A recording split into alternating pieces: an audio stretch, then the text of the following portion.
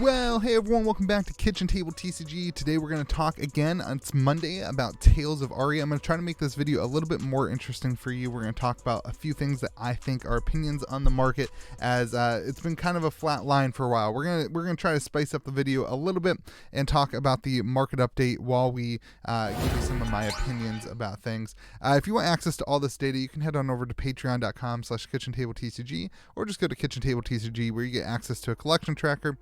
More importantly, you get access to a Discord server with armory events and just a great place to hang out, and you support the channel and content like this. So if you want to support that, head on over to patreon.com/KitchenTableTCG. All right, let's talk about first edition. Let's talk about sealed product real quick, and then we're going to do a little bit of a deeper dive today in the legendaries, and then I'm just going to give you kind of highlights real quick on Majestics and stuff, but we're going to focus a little bit on some conversation about product and things like that. So looking at the first edition box prices here, box prices are sitting about $89, and I mean that's pretty readily available even on TCG Player. On eBay you may even find some sold listings. It even dropped down to 85 if you remember last week. But now they're kind of, sold listings at 80 yesterday, but 89, 80 to 85 to 89. It depends even on Facebook. You may be able to work a deal with some people, but there's just a lot. It seems to be a lot of supply still for Tales of Aria First Edition, and that competes then with Unlimited, which is selling for about $15 less. And not a ton of sales. Even I decided to, I rarely do this. Here's first edition boxes on eBay. You can see same kind of price point sitting around $89, $90, $85. But if you take a look at Unlimited, this is a search for Unlimited. There's not even these are all the same sales that were for first edition. So I think I saw one or maybe two. Here's one on the 31st for $75. So there's just not a lot of Unlimited product that is moving in the market, and that's to be expected, I think, when box prices for first edition are only $10 more or something, $10 to $15 more. So that's gonna be an interesting discussion long term. Let's hop in and look at the graphs real quick. I mean, we're up 5% off of last week's $85 price point. Then if you take a look at Unlimited, obviously it's about the same price point here, 74. All right, let's talk a little bit about Fables real quick. The Unlimited Fables up to 225, and the first edition of Fable Corsham is up to 352. So again, like a slight increase, no big deals going on. I want to talk though about legendaries. This is where I'm interested in having a little bit of a dialogue today. Legendaries for Unlimited are up 4%, but first edition are down 6%. So they're starting to get even closer, which is weird to me. So a few things. I mean, we had some sales, Heart of Ice at 120, Shock Charmers at 140, some things that were going down.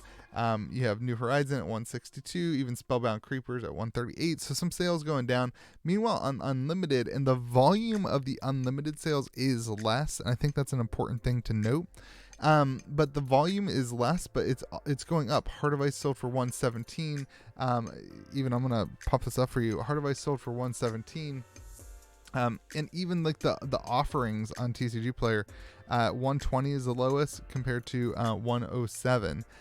So I think if you just kind of consider the difference here, the price points are just getting kind of close.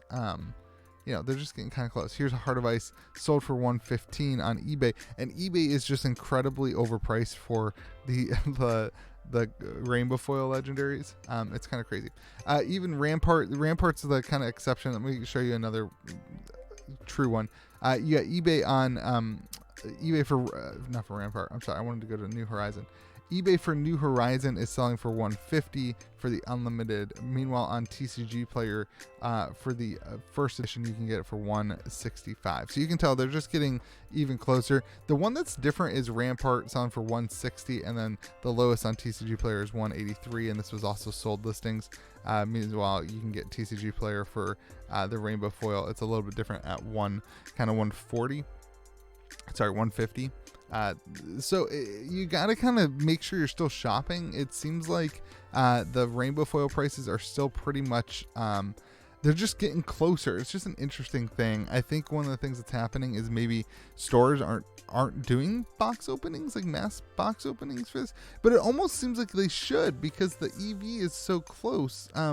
We'll get there, but the EV is just so close. Anyway, make sure you're doing your homework. I really think if you're buying cards, picking up the cold foil version for 10% more money is going to save you in the long term, in terms of, having value in your collection. So if you're buying cards to play, make sure, I think I would recommend doing that. All right, let's finish up first edition real quick and get to it. So legendaries are down about 6%.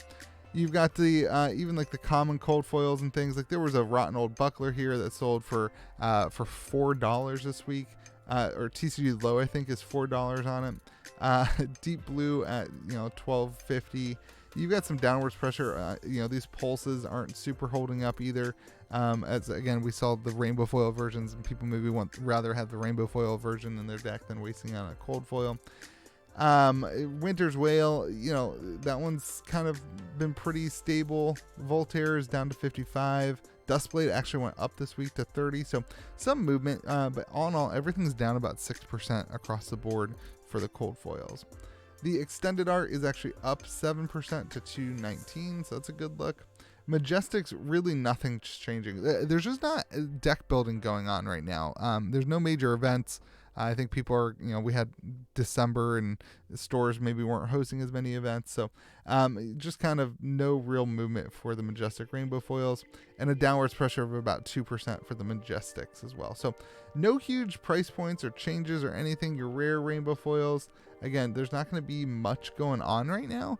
50%, your regular rares, still 12 cents. So anyway, common rainbow foils sometimes get a little interesting.